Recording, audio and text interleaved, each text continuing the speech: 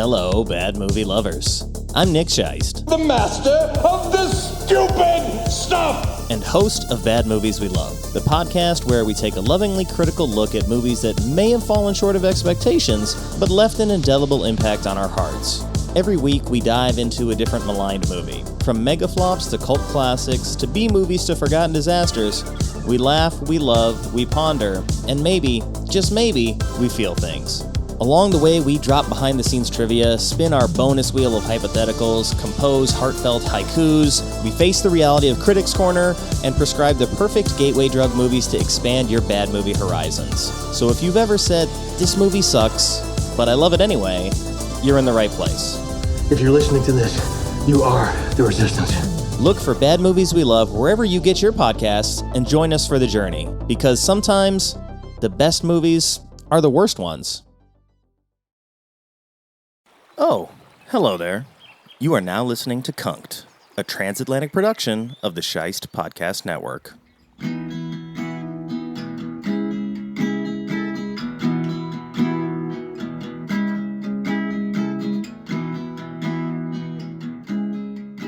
Welcome to Cunk'd, a very unofficial podcast, hosted by Nick Scheist and Skadooosch. So join us as we celebrate the life and work of Philomena Cunk. This is episode 2, Faith Off, part 2. But can we? Oh, come on, Nick. Let's do it. Come on. Can we stop fucking around? Let's get. Can we? Either we're going to go on to Star Wars or Rome. Yeah. Now, do you want to do that right now? We're talking about the Romans. All right, let's do it. I don't know, but then we've got. Okay, let's do it now, and then we'll do Islam. Okay. All right. Let's see. So we're picking this up from episode 1, Star Wars or Rome. So we've got quotes from both the Roman Empire and the Star Wars universe, and we're going to see if our boy Skadooosch can differentiate. Yeah, I think he got 2 out of 5 the first time. So no, I had 2 out of 5. I've got to be honest. Listening back to it, Nick, still not impressed with my own performance. The reason being is that I've got to be honest. My relationship with Star Wars is I've seen pretty much all of it. The most recent stuff I have little to no respect or engagement with, other than Andor, which if anyone hasn't seen. The TV series, and I know the second series is coming back. Just this is not a plug for Disney, not an intentional one. But if you do want to advertise on this network, then we're open to suggestions. But Andor is a work of art. Yeah, Andor is a work of art. And actually, looking back at the quotes that you gave me in the first episode, I was kind of annoyed with myself after that. I was thinking, oh, you should have known that. Might have been from Andor. But okay, well, let's see. Considering that I've poked myself into raising my game here. Yeah. Well, I haven't seen Andor, but I've heard good things. Maybe I did. I don't remember. I don't remember what the last one on the series I watched is. I've been kind of away. Oh, you'd remember if you'd seen Andor. You would remember. I don't remember which of the last Star Wars series on Disney Plus I stopped at. It was before Ahsoka. I checked out The Mandalorian. Yeah, I think it was maybe somewhere in that story, season 2, Boba Fett. I don't know, something like that. Okay, anyway, Star Wars or Rome. Yeah. All right, so let's go with this one. The more we value things outside of our control, the less control we have. Oh, fuck, you've done it again. What? Say it again for me. The more we value things outside of our control, the less control we have.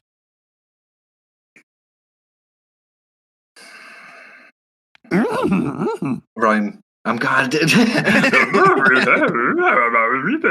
You're right this time. That was my Marcus instinct. Aurelius. Yeah, my instinct is to say Rome, but listen, that wasn't easy. Like it could very easily have gone the other way. Look, I came up with this game as a joke, right? She said it on the first episode. I was like, yeah, let's do it. And then I started putting the quiz together, and I was like, this isn't as easy as it seems. I think she might have had a point there. Okay. So let's move on to. Can we get a jingle? Can we get a jingle for this? We've got to be able to get a jingle. Star Wars or Rome. I don't know why I'm doing There it you go. to That's going to be Lady in it. Red. It's going to be it right there. Dancing. These quotes don't make sense. Okay, so I'm 1 for 1. Let's One keep for going. one. There you go. Okay. Let's go with another one. This is defend your right to think, because even thinking in a wrong way is better than not thinking. Oh, good God. Let's just put my mind back into Arrival. One of my favorite films. That has to be Rome again. It is Hypatia. Okay. 2 for 2. Look at that. Listen. I haven't been reading up on Roman philosophers since we last spoke. I haven't. That's fair. I understand. Okay, let's see. We got. I should have put these on a randomizer here. Okay. I don't like it. I don't agree with it, but I accept it. Star Wars. That is Star Wars indeed. Look at that. You're 3 for 3. Okay, yeah, come on. Okay. That was Lando Calrissian. Here we go. Yeah. Right, I'm feeding myself now, man. Sorry, not literally. No. Yeah. Well, a couple more glasses of wine, you'll get there. I've just written down Star Wars. Don't know why. I knew I got it right. I've just written it down, though. Yeah. Confirmations. When you look back at your notes later, you're going to be like, that's right. Aced it. Okay. The belonging you seek is not behind you. It is ahead. Oh, the belonging. Okay, that's Star Wars again. It is. That was Maz Kanata. Okay. Look at that. 4 for 4. We got one left in the chamber. 4 for 4. Let's see. What do we got? Okay. We will always struggle, but that is the test. It's the choice to keep fighting that makes us who we are. First thought is Star Wars, but again, that is applicable. I mean, I don't want to show off here, Nick, but that's putting me in mind of my friends Pliny and Plutarch from episode 1. But I think that's Star Wars. It is. Yeah, come on. Listen, Junda from Star Wars. You went 5 for 5 on that one. Look at that. Redemption. I'm not going to say I've completed it, but yeah, this feels good. This feels like redemption. It does. This you really did well. Does. Two out of 5. 2 out of 5 in the first time. I wasn't. Okay. All right. But yeah, look, you're 7 out of 10 overall. That's pretty good. That's not too bad. But listen, the point still stands, as you say, like taking quotes out of context and running them through the Cunk algorithm. It works both ways. Mm-hmm. Okay, so have we officially arrived at Islam then? Let's do Islam in her words. Now, this is the scene which I've got to be honest, it's one of the most highest performing clips that I've ever shared across all platforms. Wow. It tends to get the same, and this is the thing, as you will know, as someone who creates content. I create content, but this isn't my content. But there are videos that you put up which are topical at the time, and you can sometimes just put out content just at the right time to the right audience, and it will get good figures, and that's fine. But there are also those kind of the ones which a lot of creators are looking for, which is the content you can put out there, which is just going to steadily keep not growing necessarily, but it's just going to keep harvesting views. It's just going to keep bringing people back. As people discover Kunk, I think there are some key words which come up in terms of searches afterwards, which is Kunk, and then I would say probably right this second, right now as we're recording, the next most relevant term is Donald Trump. Then it would be Elon Musk, and then it would be Islam. I guarantee you, number 3 would be Islam. Because, well, I don't know, because I think we've covered because. But she gets to it. she gets to it. And listen, the music, I think, I don't know if we want to go to the comments just yet, but one of the most remarked upon aspects of this delivery that she took when she's talking about Islam is the music and the way she's delivering it. And also, so she's talking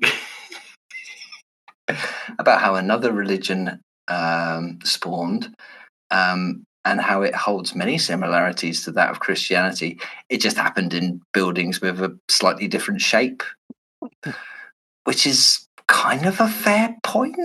Again, so the next bit, I believe, is she's walking. Is again the classic. We talked about it in the first one in terms of what the legacy of the show is. It's a kind of a take on or a parody of those documentaries where people do a lot of walking and talking. In fact, she even references how sometimes at the beginning of episodes she will say, "I'll start my sentences in one place," and then cuts to a completely different geographical location and finish them in another. She's doing one of those classic walk and talks, and it's in a sandy environment. And she's explaining the very basic. I wonder, what do you think like the brief was for the writers? Because I think most of them found it quite easy to sit down and just write jokes about Christianity and how it kind of bled into the Roman Empire, and then with the fall of the Roman Empire, like there's so much material there. What they choose to say about Islam in this episode I think is very telling. Very, very telling. And the approach that they take. And I was going to ask you the same thing, because we get to a point where the show like cuts out and it goes to sort of like that you're on hold elevator music, because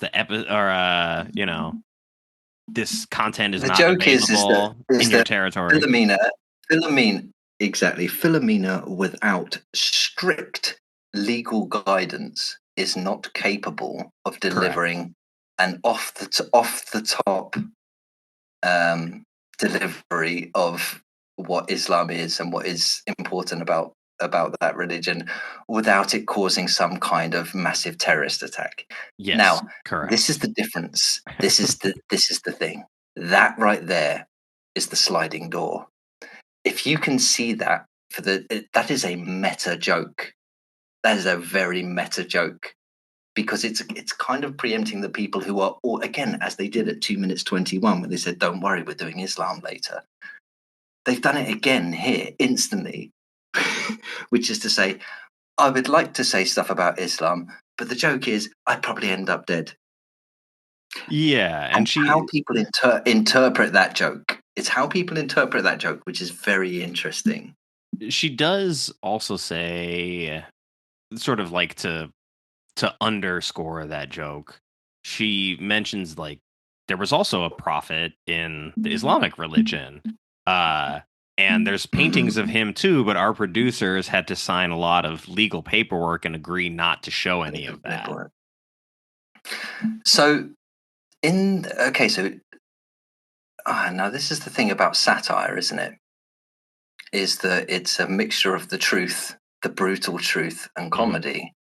And the brutal truth, I think, this is kind of the double-edged sword. Is that probably the writing staff feel that they need to address? They can't just do an episode about religion, and talk about Islam, and not mention the fact that terrorism exists and fundamentalism exists, and let's be honest, it's an easy joke to make. But Nick, is it a funny joke? Is it a funny joke? I think it can be. I think in the delivery that we did you find it funny? Yeah, I did. It's not like it wasn't like I'm rolling on the floor laughing kind of joke, but like I understand the joke that she's making. I like sort of the specifics about the joke, in that these pictures exist, our producer saw them, but acknowledging that like our producers are aware of the problem and therefore have signed copious amounts of legal paperwork to agree not to make this everybody else's problem by putting it on the show. And that's really important. That's really important because that is a similar joke that they apply to many other aspects. At the very beginning of the first episode, if you remember, the voiceover says something like, "This series will go to all four corners of the earth, or where the producers would allow us to go considering COVID restrictions." Yeah. That's basically it, isn't it? It's talks about, I think it's a peek behind the curtain at just how any show is made these days, which is it's really the target of the joke here isn't Islam. Correct. It's actually the need to have legal representation before you start creating a comedy show. Yeah, like you said, it's sort of a meta joke in the way that we're seeing the production side of the conversation. Like, she approaches the segment with this very complicated, script in her hand. We can assume she's telling us that if I don't stick to this script, basically there could be like a religious war, and then the script blows away in the wind, and the look of paralysis on her face of uh-oh. There's another joke, and I'm not sure if it's been lifted or if it's a parody of it at all, but there was another joke. So Al Murray, I don't know if many American listeners will be familiar with Al Murray, but if they have heard of the pub landlord, they may be. Al Murray's a stand-up comedian who did a comedy character, which was the pub landlord, and it was your quintessential right-wing, British first, blah, blah, blah, blah.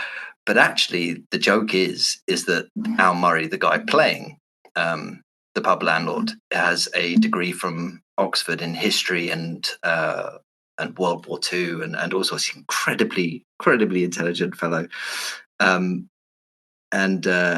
What does he have? He has a joke during one of his stand-up shows where he says he's starting to talk about the Middle East, and he says, "Listen, ladies and gentlemen, I need to take a moment here to let you know I'm about to talk about the Middle East."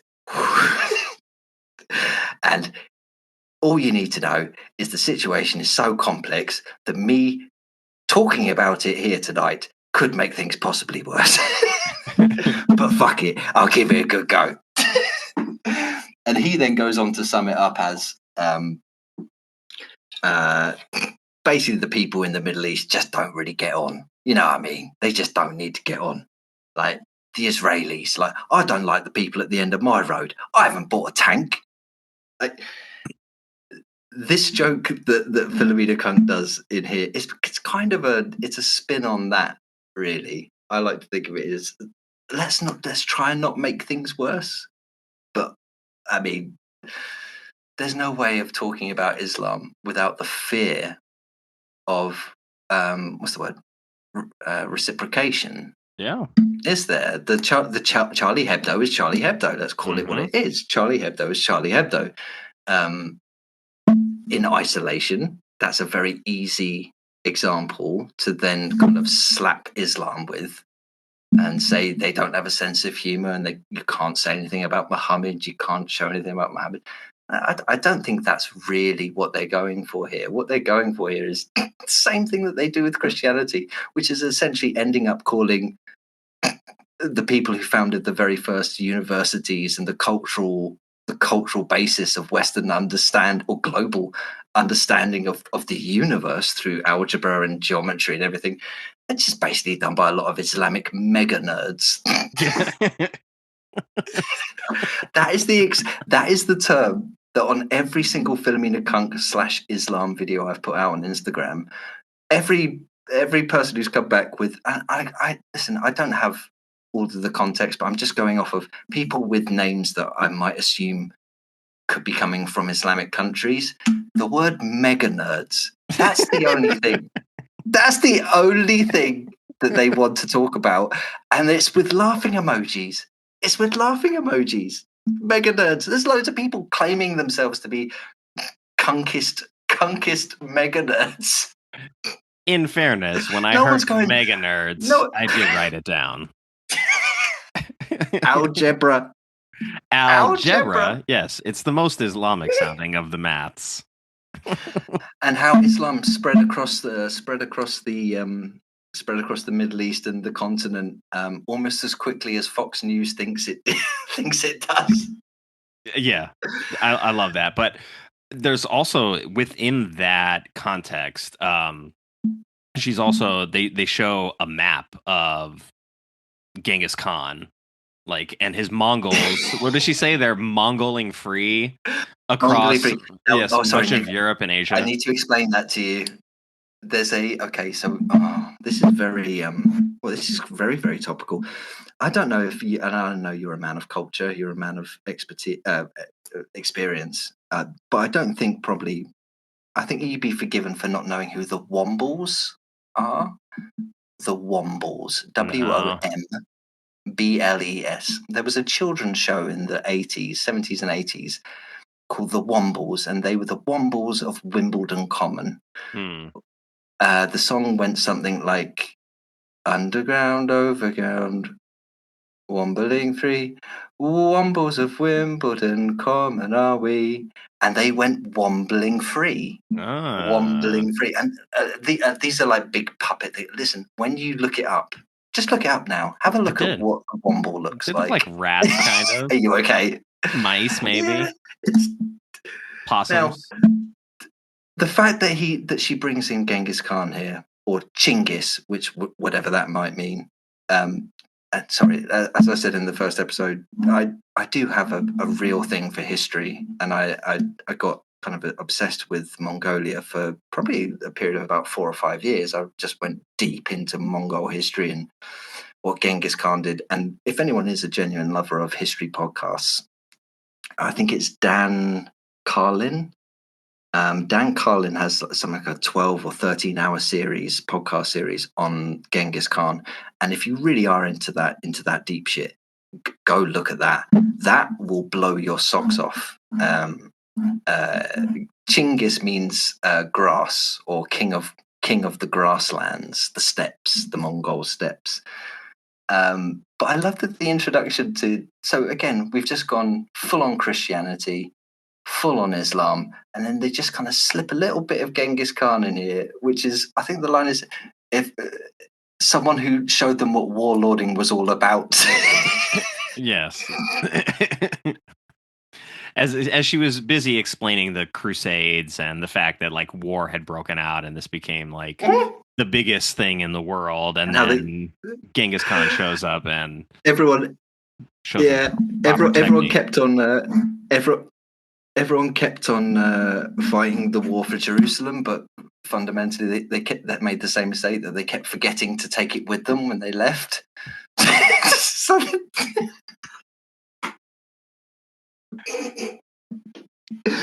And what was it? The Crusades, which was that she likens it to Live Aid. Yeah, how you give crucifixes to the rest of the world. It's the Crusade. Yes, the Crusade. Oh, come on. There's genius in this episode. There are genius jokes. I know that we've probably spent the first big chunk of this episode talking seriously about theology and comedy and what's funny and what's... Oh, fuck off. Come on. There's so much good... She asks an expert about the waste of blood from all of the people killed by the Mongols. So rumors of the expert quite blankly says to her that there are stories of just 100 Mongol warriors dispatching up to 1 million people, and her takeaway from that is, what a waste. Didn't have blood banks, did they? Oh, what a waste. All that blood. 8 pints per human, you say. I like that she decides to ask him how many pints are in a person, and the look on his face, I don't really... 8? 8? I'm gonna Google it now. I need to know. I love that. Correct. But isn't that amazing? Again, just I don't know. I hope when I'm that age, I just have in the back of my brain, even though I'm a history major or whatever, that I know roughly. Yeah, 8 to 10 pints. He's right. Yeah, 8 to 10. It's a lot of pints. There's a lot of blood. But then But what I love, again, going back to that thing about her approach to the homework. Let's call this entire show homework, Okay. because quite clearly something that struck a nerve with her wasn't the waste of blood or the amount of genocide, the amount of human lives lost. It was the way in which it was done, Nick. Like the way she gives like the walk and talk about the the way that the Mongols would dispatch people, probably just, slicing arms and legs off just at whim, slicing faces off, which were like people who were screaming but then had their faces slices off, and then they were putting them into some kind of big cauldron and using their pelvis bones as ladles for their gory soup. It ends with one of my favorite Britishisms, British, which is she looks straight down the camera and she says, they were, oh, what was it? They were slurping their gory soup and blowing off. They were bang out of order. They were bang out of order. They were bang out of order. I mean, it's the sincerity with which it's delivered, but also just the fact it's like saying, "Oh, Hitler, he really hated those Jews, didn't he? Yeah, no, they really wound him up the wrong way." I imagine that we're going to run into Hitler at some point in one of these episodes, and we'll be in for it then. When she's talking about the Mongols, and she shows us the map of the territory they're covering. Do you notice in the map or on the map that we have Genghis, which is like a red circle, and then all of the territory that's named on that map that isn't Genghis is Gang isn't? You bastard. You bastard. Oh, you've done it in front of everyone here. I did not notice that. Oh, I don't know why I caught that, but like just out of the corner of my eye, I was like, what country was that? And I went back and looked. I'm like, very interesting. So I felt like this episode was much more, maybe not layered. Maybe not skit based, but much more upfront about its personality of like what the content of the show is. Like we didn't even talk about the fact that this turns into a commercial for a hotel in Tulum for 1 minute and 20 seconds. I can't. But this is again talking. This is the satirical backbone, and I think it's really important. And you'll see it in other as we go along. It does play more of a role, and I love that because again, my thoughts on Charlie Brooker is, and again, he would hate to hear anyone describe him as this way. I think his voice and his opinion is really important these days because I think we need voices which cut through the bullshit. Or at the very best, if you've seen Black Mirror, if anyone isn't familiar, Charlie Brooker is the guy who writes Black Mirror, and he writes this. It is skewering, which I think is highly healthy at the moment. I think we need to, because of essentially, and I've worked in marketing all through the early 2000s, 2010s. Like I've worked in messaging, I've worked in communications. So I know how fundamentally disingenuous any form of messaging can be. But it's worth pointing out again, the shows that this is aping end up essentially being, I think she's talking about the Mayan culture, isn't she? Mm-hmm. And she's going to visit the Mayan temple. But then she's just so you're in this mind frame of, oh, okay, I'm about to learn something interesting about the Mayans here, or a bit of ancient human history, some archaeology. No. We've just gone straight into a blatant advert, which, I mean, again, we've all seen those shows, haven't we? Which pretty much you're thinking, really? Okay, so this is it's all the rage these days. All that a kind of C-list and above celebrity needs to do is to go to Disney or Netflix or Amazon and say, I really love, pick a country, Nick, pick a country. Germany. I love German culture. I love the food. I love the theatre. I love their politics. I said, this is what we're dealing with now. We're watching shows which are, yes, okay, they're supposed to be educational and informative and entertaining in the Reithian values of BBC. But is it really? Or is it really just someone who's just convinced, or let's just, someone who has enough of a brand that Disney's going to give them $1 million to just go anywhere and do anything and film it, and we'll take it in, and it will make money. Like, again, that's where I think the joke is. That's what the target of that piece is, where she's talking. I mean, I love that she ends up essentially just nicking the towels and the soap from the bathroom at the end.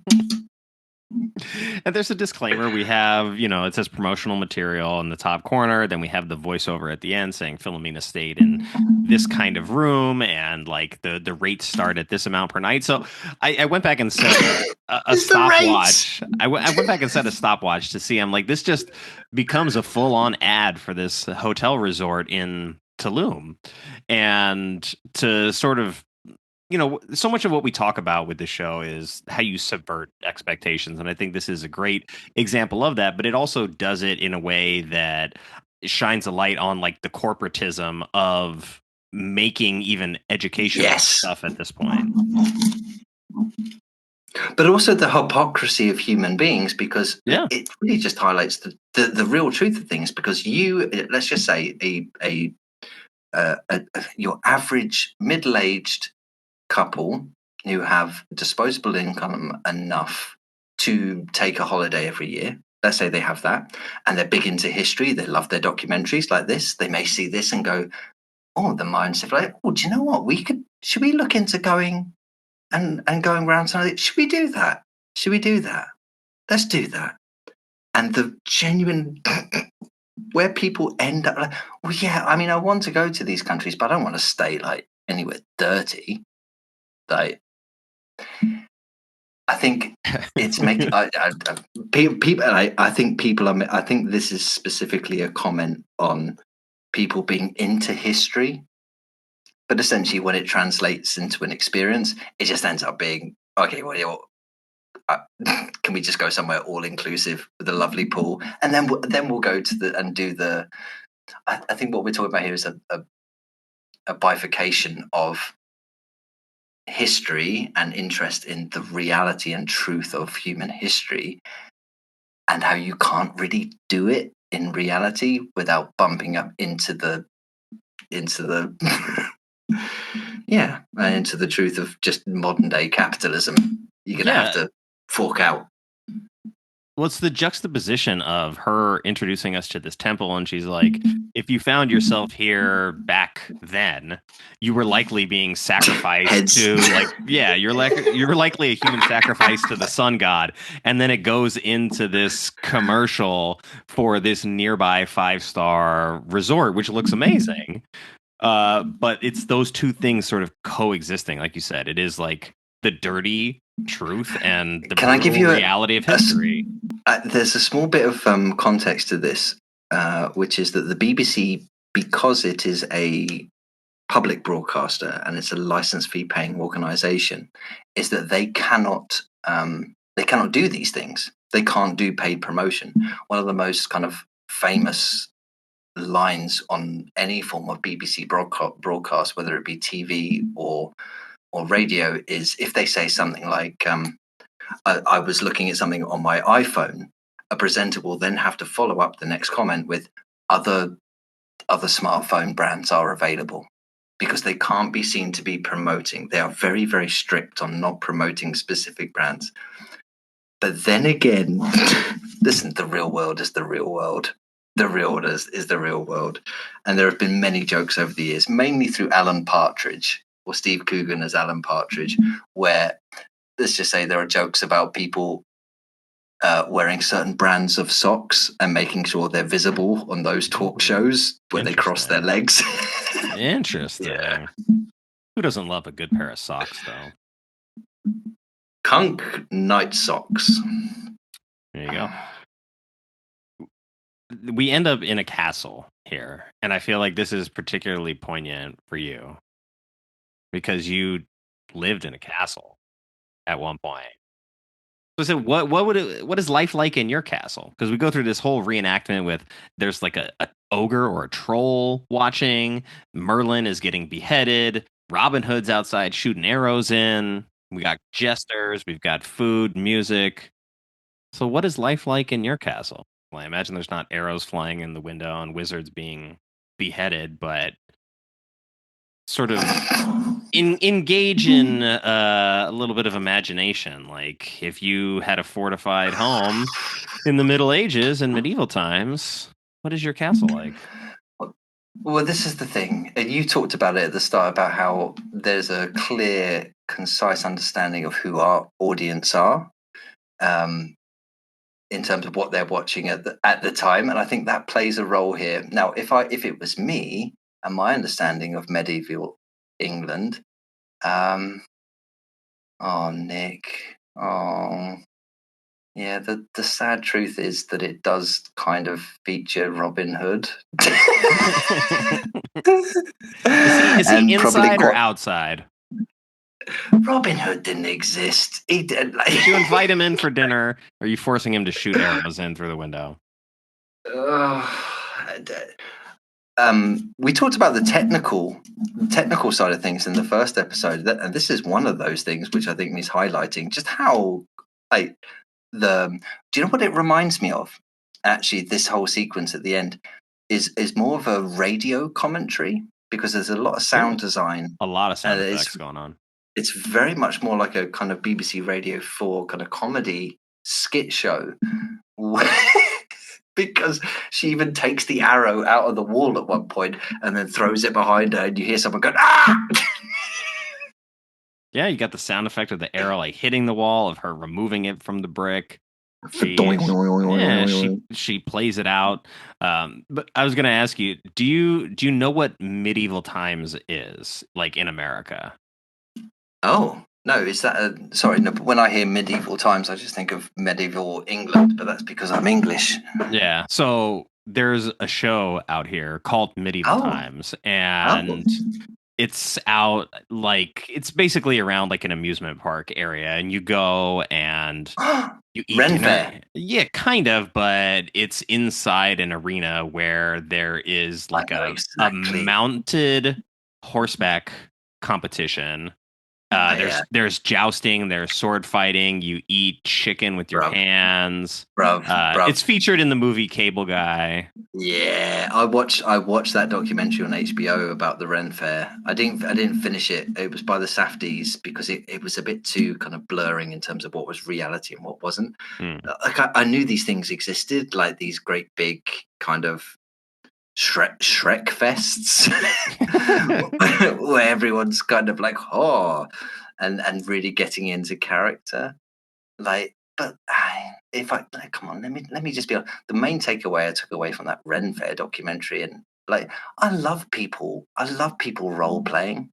I love people entering into a kind of alternate fantastical reality, and everyone going with it and enjoying it and getting something good from it. I love that shit. At the same time, like, it's not what these people really want. What they want is the real thing. The people that are spending money to go to these things, yes, they enjoy all of the pageantry and the activities and all of that stuff. But I think what they really crave is really being there. They really want that stuff. And what a lot of these things are is just kind of bastardizations of. Oh, yeah. I mean, it's just basically the princess. People have seen The Princess Bride and fucking A Knight's Tale. Look, I don't begrudge people for liking Princess Bride and Knight's Tale. That's not what makes you want to time travel. Exactly. Yeah. So I've never actually been to the Ren Fair, but I've been to Medieval Times. I have friends that go to the Renaissance Fair out here. It's in like Pomona, but I haven't gone. But I think they do it every year around springtime, so I should look into that. Should have a glass of mead? Should you though? I feel like I need to now.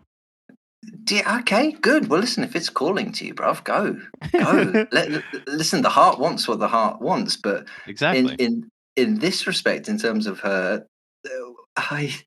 it's one of my favorite pieces that she ever does, because we talked about her as an individual, as a performer, Diane Morgan, in the first episode. We talked about the dedication, the skill involved in order to pull off not just the character itself, not just the interviews and her agility and fleetness of foot within those interviews with the experts. All those are separate to what she's doing here. It's great work. It's great comedy performance. She's delivering the most bombastic, would you call it like a fever dream of what medieval? It goes back to almost like to the teenager doing the homework and what the Middle Ages is like, didn't she? Because it starts with kings, queens, people throwing turkey legs over their shoulders, and then somehow we get Gandalf kind of turns up. Yeah, it's like she put together a fantasy out of only popular media stereotypes. Which you would do if you're trying to like cheat your way through a book report on the medieval times. It's from Robin Hood. It's from Robin Hood, and he's dead mad. He's dead pissed off about what they did to Gandalf.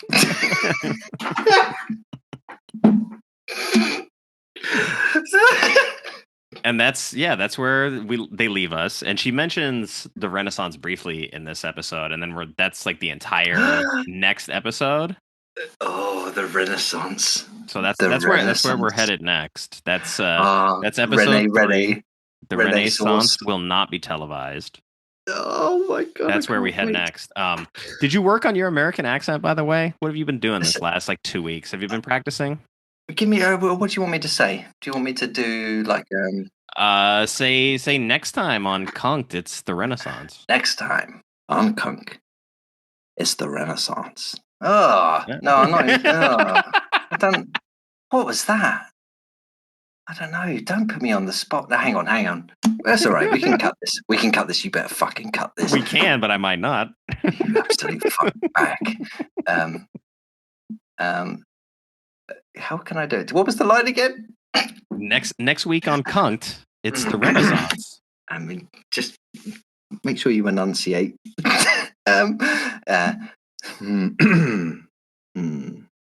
Give me a listen, I can imitate. Give me a person. All right, give me an American. All right, do like a Southern cowboy. Oh, okay, hang on. There's a lot of Brits that play Southern. Next time on Cunk'd, we gonna be looking at the Renaissance. He's Cajun. That's a hate crime. That's a hate crime. That's gonna go out live. Perfect. Well, yeah, that we'll be back. I don't know if it'll be next week. We'll get a better schedule together for long term, because we only have a few of these episodes. I'm traveling beginning of this week. We're leaving town for a little bit, and then we'll be back. So maybe the week after that, we'll get back at it, and then we can get one day on the calendar where we make sure that we do it. But in the meantime, people can find us. Like, I am Skadooosch. My real name is Michael. No one's parents are that mean. Skadooosch is like your third or fourth name. That's why. Yeah, but you'll find me online. Skadooosch Movie Ranking on Instagram. Go and listen. Find me on there. Add me. Send me a DM if you have any questions for us. If you have any points about Philomena Cunk, any questions about Charlie Brooker, about the origins of the show, anything at all. I think we really want to hear from you, because there are so many people who it's just the one joy I have about putting the clips out about Cunk is that I kind of whenever I flip back to it and look, I'm not looking at the notifications to see how many likes or followers I've got. It doesn't really matter to me. It's the thing that makes me happy is the thought that people get home from a long day of work. You know what I mean? they've been working in the drive-through or in the garage or in a manufacturing plant or somewhere. And you know what? They've probably got like maybe a 45-minute to an hour bus ride home. And they know they can just kind of go to my page and just flip through Philomena Cunk'd, and that's a little bit of relief for them. That just makes them laugh. That's what the joy and the beauty of this show really is. So if you find yourself, even if you're listening to this right now, and if you are listening to this right now whilst you're on a bus or a train or I was going to say a bike, but if you're on a bike, don't just concentrate on motor functions and observing road safety. But do send us questions. We want to hear from you. And if you're a business and you want to advertise, send us stuff too. We have no morals. Well, we've got some, but it's a very low bar. Oh, yeah. But I've made it very easy. While we were talking, I made a email for the show, so you can email us at Cunk'd, CUNKD @thesheist.com. THESHEIST.com. I'll put that in the show notes so you can just click it and it'll take you to like a mail to form, and you can lambast us with your takes on religion or your hatred of our handling of this content. Exactly. If you think we're ball bags, if you think we're absolutely out of order, if you think we're wrong, if you think you're wrong, if you think we are wrong, please tell us. If you think we're right, I mean, listen, everyone's ego needs a small amount of inflation every now and again. It's healthy. Yeah, we're not going to turn it down if you compliment us. We'll be very grateful, and maybe we'll even read it on the air. I'll read it in a British accent. I'll make Skadooosch read it in his not in that his cajun cowboy accent. That's what we're sticking with. I don't know. Why did I go Louisiana? Makes no sense whatsoever. The Renaissance. Well, yeah, you can find me also wherever Nick Shiesty. Don't even worry about that. If you're listening to this and you like what we're doing, Skadooosch joined me on my other show, Bad Movies We Love. We talked about Queen of the Damned. That's how we sort of agreed to partner up on doing a show here. I've got that. I've got the Shiest podcast. Hers, his, and ours, X-Friends, the X-Men show. There's a lot of stuff. There'll be links in the show notes. You'll have an opportunity to look at any of that stuff if you had fun with us. If you don't like listening to this 2 hours, then you're probably not going to click on any of that stuff anyway. But I'm going to give you now the opportunity, my friend, to take us out with a couple of your favorite comments on episode 2. Now, some of you may realize that kind of in the first episode, I talked more around the comments, and I think that was important. I think it was good to give people a context as to my experience of having to go into the comments and retrieve them. This week, I have taken things a bit more seriously. I have some very real comments from real people. Yeah, for people that need context, what they don't understand is that between the last time we recorded and this time, there's over 200 messages in our chat just talking about stuff from the show, and you sending me out of context screenshots where I don't know what you're talking about. Listen. This is the price of friendship, Nicholas. Yes. This is the price of friendship. You just have to accept the way that I work, which is to kind of it's the shotgun / spaghetti approach. Just chuck as much at the wall and hope something sticks. However, listen, there's some gems in here. Just talking about, so we did talk about in here about perhaps the thin-skinned nature of certain Christians. On Instagram, we did have a comment a few days ago from a Miss Mary Dior. Oh. She starts by apologizing, which is interesting. She says sorry, and then an ellipses. Well, not quite an ellipses. 5 dots with a space after the third dot. So 3 dots, then 2 more dots. Sorry, ... space ... But you're so not funny. You're so not funny. Again, so also just contextually, sometimes it's interesting when you read the comments like, okay, I just need to try and think of, I need to put my head into their head to think of who they're actually talking to. Does she think you're Philomena? I think a lot of people do think that I am Philomena Cunk. I quite often have to. I mean, I've ended up just copy and pasting the same sentence, which is all across my comments. Which is she's not real, bruv. She ain't real. It's not real. It's all a character. Yeah, sorry, but you're so not funny. Why don't you make a mockery of other religions instead of the Christian faith? Full stop. Then space. Then 2 more question marks. Then no space. Then because. Sorry, Mary. I'm sorry. You're old enough to know you don't just start a sentence with because. I mean, come on. Because it's a soft touch. Christianity, Nick. Christianity. Would you say Christianity is a soft touch? I mean, we have covered things like the Crusades and general genocides across the board. It's a soft touch. It's a bit sad, really, isn't it? She finishes with, "It's a bit sad, really, isn't it?" So I guess her point here really is that what she's watched didn't make her laugh, and she would prefer if we'd made a mockery of any other religion other than hers, and she's quite offended that people feel like they can just take a jibe at Christianity, which is quite a scary thought, really, isn't it? If someone is thinking, "How dare you think my religion is a soft touch?" I don't know if there's much distance between there and.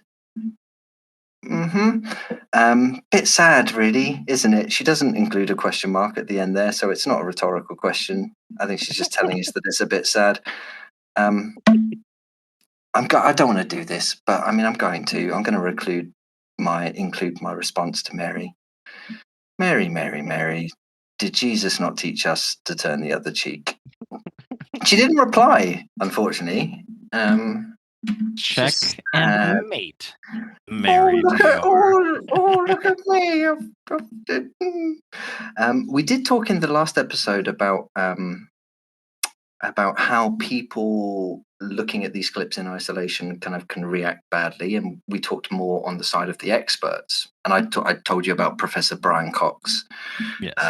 Being our version of, I don't know, Neil deGrasse Tyson or Bill Nye, the science guy. Like, he's our sexy physicist guy. He's lovely. And people get very upset if they think that his time's being wasted. Here's a comment from someone here who says, "Where did they find this dumb interviewer? Question mark." Now, again, who do you think that person is talking to? Are they addressing it to me? Because I don't know. Where did they find this dumb interviewer? I think what they really want us to know, Nick, here is that they think this interviewer is dumb. And then he follows up with "big hose." Big hose, question mark, exclamation mark. Big hose. I've got nothing there, I'm afraid. And then "you dumb," space, ... space. "You're sitting in front of one of the greatest in capital letters, astrophysics," and then some, I guess you call them brackets, I think, "Brian Cox," then a heart eyes emoji, 3 exclamation marks. Listen, if there was any sign that this person is mentally unwell, it's just purely in the grammar and the punctuation alone. A lot of people have had a lot of fun on this, and one thing that I don't want to encourage. No, keep going. One thing I don't want to encourage on the Instagram page is bullying. I don't like bullying. I don't mind it, though, when people are held to account for their words and actions. I think that's causality. I think that's human nature. I think that's healthy. I think you should be held to account. The number of comments underneath this are brilliant. Someone, I mean, I think it's someone who puts here, "You're trolling, right? This is Philomena Cunk. She's a comedian." So they've addressed it. Okay, so someone who's asked a question to this audience: is this a dumb interviewer? Is this real? Do they realize they're wasting the time of the great Professor Brian Cox? Someone replies earnestly to them and says, "Yeah, no, she's a comedian. It's a joke. Are you okay?" And then they reply with this, Nick: I have no idea who she is. Maybe she ain't that good. I just feel like this is a waste of time. I just feel like this is a waste of time for Brian Cox. He's deaf, superior than that, ... Comedian-wise, Jack Whitehall is much better. Now, There's a lot going on there. No, sorry, it's the Jack Whitehall thing at the end. Now, I've got nothing against Jack Whitehall. He's a solid comedian. He makes good shows. He has good jokes. I have no problem with Jack Whitehall. It's just, it's basically saying, yeah, the thing that I asked you at the beginning, I didn't actually mean that because you've replied and made me look like an idiot. So now I'm going to pivot. But the problem is you've pivoted to Jack Whitehall.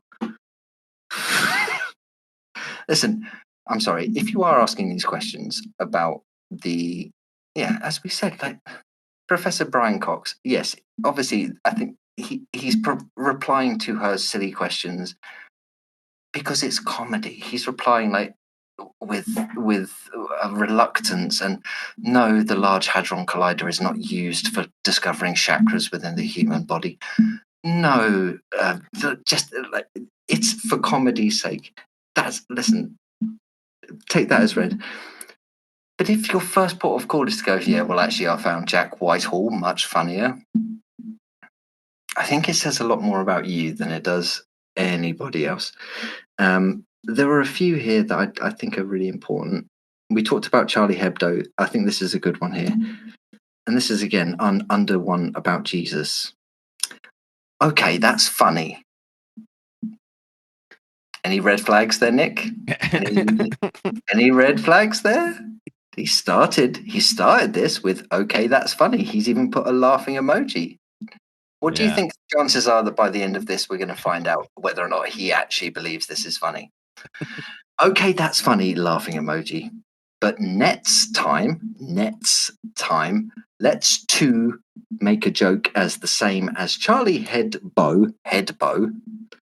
did in France.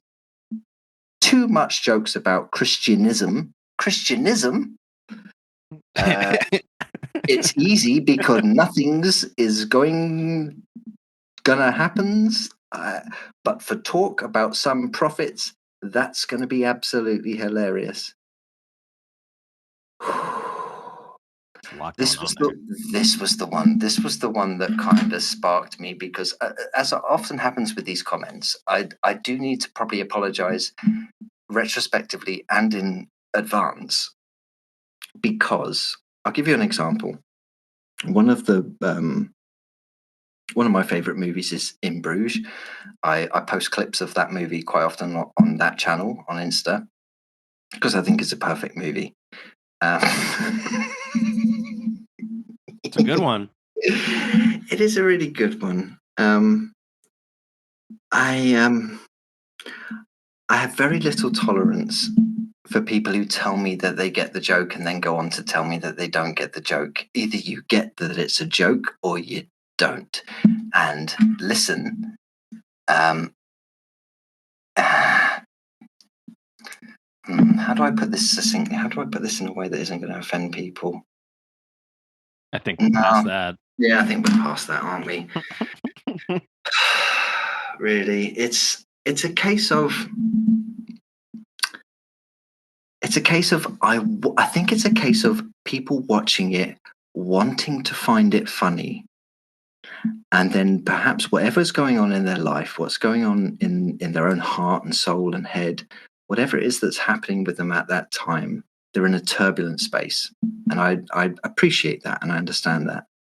And I think sometimes when they see something like a joke which is close to the bone, whether it's about fat people or Christians or Muslims or whatever it is, when something's close to the bone, there's this little, and this didn't used to happen because it just didn't used to happen because globalization wasn't a thing. But people get this little urge to be like, oh, I want to be offended. I really want to be offended. But the problem is I can't come in too hot. Can't come in strong. I need to tell people that I'm not one of those people who gets easily offended. I need to tell everyone that actually I understand it and that I'm actually a really cool guy. But then you go on, like, you can't go on to then explain. Like, you say one statement and then you just spend the rest of your time just unpicking what you've just said. I don't know. This is the thing. One of my favorite movies, Nick, is Monty Python and the Life of Brian. And quite sadly, it's quite a blatant fact that there's not a chance that movie gets made today. Can you imagine? Can you imagine the Life of Brian? Like the studio, what studio's going to put budget? Do you know why that movie got made? That movie ended up getting made because they ran out of budget 3/4 of the way through, and George Harrison of the Beatles, Oh wow, just decided, here's 1.7 million. Yeah, just finish it. Go finish it. wow. That's why that movie got made. Yes, it got banned and everything. And now that we look back on it, I think a lot of people may benefit from actually looking back at. If you go onto YouTube, you can find the interviews. There was a talk show in which Michael Palin and John Cleese went on a talk show, and on the other side of the table, let's just say, was this very pontificating religious figure, and they had this kind of debate about whether or not Life of Brian is insensitive or mocking of religion. I think a lot of people would benefit from watching that, and I think that this is what it comes down to: is that if you can't laugh about your own beliefs, if you can't accept perhaps the flaws or the things that point out in your beliefs which aren't particularly logical or consistent, and as a result of that perhaps point out behavior versus doctrine, I don't think you're being authentic. I don't think you're being a real person. I don't think you're being honest with people. And that's a problem. That's a problem that I hold. Most of the time that I look through these comments, it's full of it's full of people making jokes, just quoting things. I've got to be honest, I've left YouTube alone for a while because I'm okay, Nick. I'm all right. I don't need YouTube comments in my life right now. That's fair.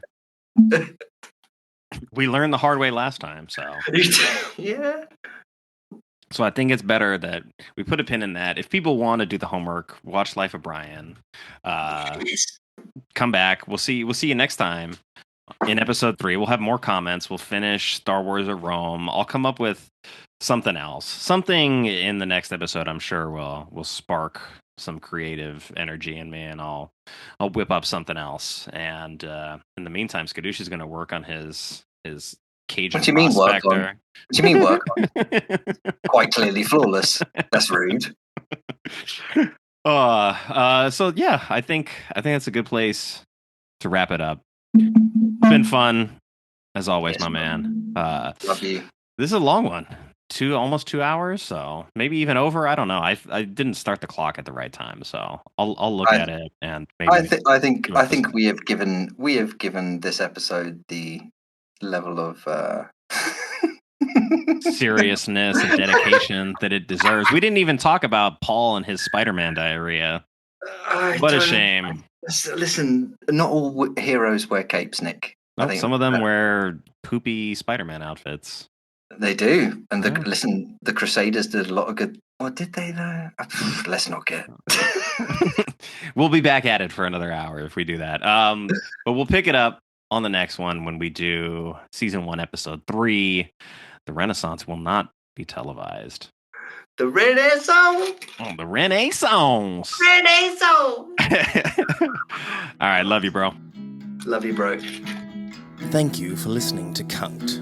Join us next time for episode 3. The Renaissance will not be televised. Cunk'd was created and hosted by Nick Scheist and Skadooosch, and is recorded, edited, and produced at Scheist Podcast Studios. Our theme music is written and performed by Mike Willoughby.